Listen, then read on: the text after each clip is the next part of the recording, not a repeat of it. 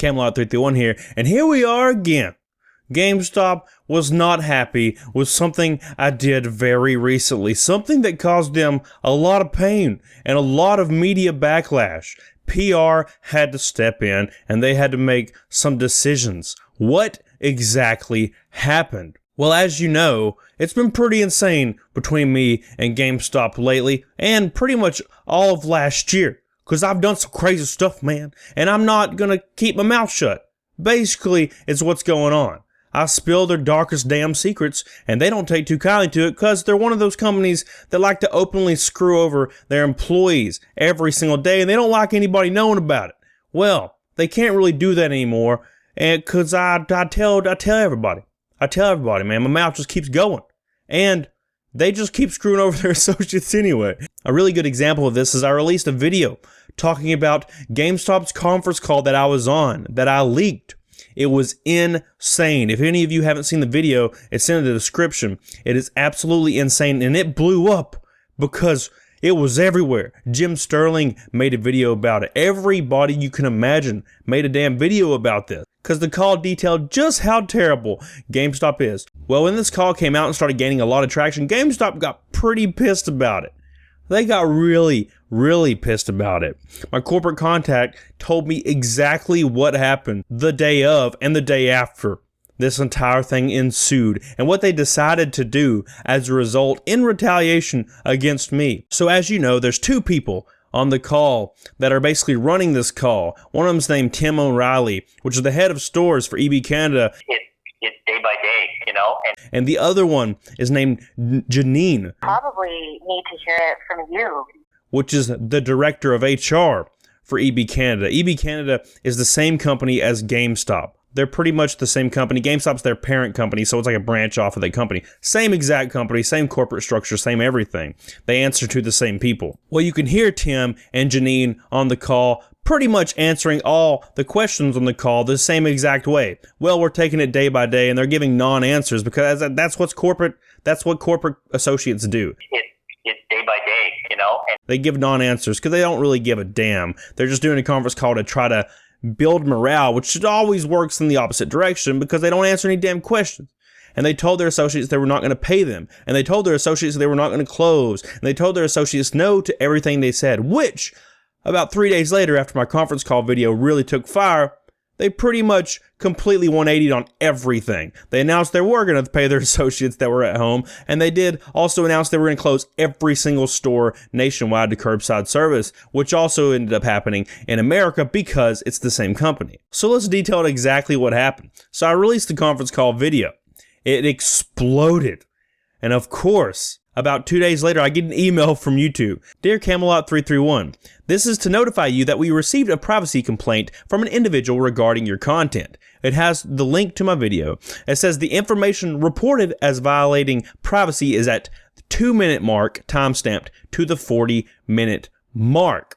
We would like to give you an opportunity to remove or edit the private information within the content reported. After 48 hours of this notice, we will review the complaint for potential violations of our privacy guidelines and consider to restrict the content. It says right here, we're committed to protecting users, and we hope you understand the importance of respecting others' privacy. When uploading videos in the future, please do not post someone's personal information without their consent. For more information, please review our privacy guidelines. Right here it says, please remember not to post someone's personal information without their consent.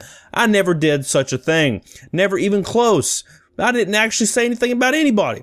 It was just a voice on a damn phone. So you can see really what's going to happen here. And if you listen in at the 2-minute mark of my video, a certain someone starts talking. There's different aspects to this. There's different ways that we're dealing with it. Shocking, right? Shocking. I wonder who filed the privacy complaint. Well, let's move on. Another day goes by and I get another email. Dear Camelot, this is to notify you that we received a privacy complaint from an individual regarding your content. There's the link to my video again.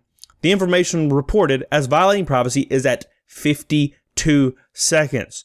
Now, listen at the 52-second mark, and we'll see who starts talking. First off, just in terms of travel itself. Shocking, right? We couldn't Couldn't have expected any other thing. And then the kicker, about an hour after I received that email, I received another email. Dear Camelot, this is to notify you we received a privacy complaint from an individual regarding your content. Here we go again, the same link. The information reported as violating privacy is at the 2-second mark until the 40th minute mark. If you listen at the 2-second mark, I'm the only one damn talking. So they claim the entire video as privacy violation. Now, I wonder who would claim the entire video as privacy violation. Could it be the entire Gamestop themselves reporting it? Could it be? Could all of them be? Well, shocking revelations have come afoot lately. It's pretty obvious what happened. So my corporate contact contacted me around that time and kind of detailed what the hell was going on, because apparently the corporate office was burning down, even though they weren't even there, because of course they didn't work and haven't worked this entire time since this whole thing began. They've been at home eating Cheetos and stuff and having a good time while their associates are forced to work. But let's see what my corporate contact has to say. He details exactly what happened and what GameStop tried to do and are still trying to do to me to silence me from everything that I've done in the past. They don't like me, man. Here it is. We were talking about it and I asked him basically what was the environment. And he says, it was kind of unbelievable. We were all at home, of course. None of us, including corporate office, have been in the office since March. Shocking. Which has been a much needed vacation. Which is funny because Janine on the call says they've been working more hours than their associates have. Which is the most asshole thing ever. We've actually been working more hours than you have. They say that day when the video started getting emailed within the company, we instantly got a video call on our calendars to accept. We had several people GameStop side and actually had EB Canada on the line as well. The exact same people that were on the call you leaked were there. Tim O'Reilly and Janine, the head of stores and the director of HR. They got lit up for how they handled the conference call, probably because they were so terrible on it and handled it very poorly, and also apparently let me get on it. Which, let's be honest, there's nothing they could have done about that, but they got lit up because that's how it works. If it happens on your watch, you get lit up. There was a lot of screaming and yelling on the call. We also had a representative from our legal team on the call. A certain someone was pressuring him to do something.